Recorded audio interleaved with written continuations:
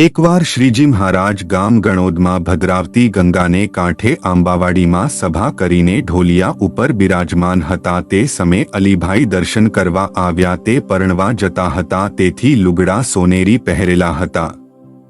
તે જોઈ મહારાજ કહે અલીભાઈ તમે ક્યાં ચાલ્યા ત્યારે તે કહે હું પરણવા જાઉં છું ત્યારે મહારાજ કહે જાઓ ભાઈ પરણો એમ કહીને પછી બોલ્યા કે અરે માણસ તે શું પ્રભુ ભજે આ પરણેતર નડ્યું એમ કહીને વળી બોલ્યા કે જાઓ ભાઈ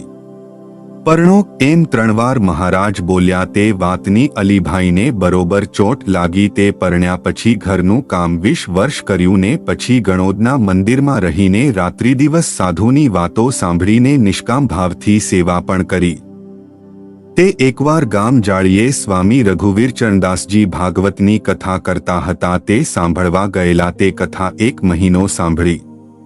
ત્યાં પોતાના કાનમાં ધાક પડી ગઈ એટલે તે બોલ્યા કે સ્વામી આવતીકાલે મારે દેહ મેળવો છે માટે હવે હું કથા સાંભળવા નહીં આવું એમ કહીને ગણોદ ગયા ને ત્યાં દરબાર અભયસિંહજી તથા જુણાભાઈને પણ કહ્યું કે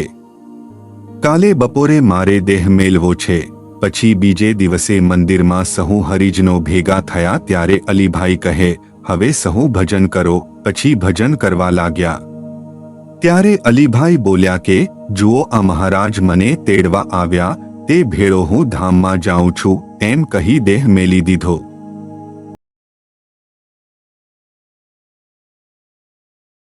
જય સ્વામિનારાયણ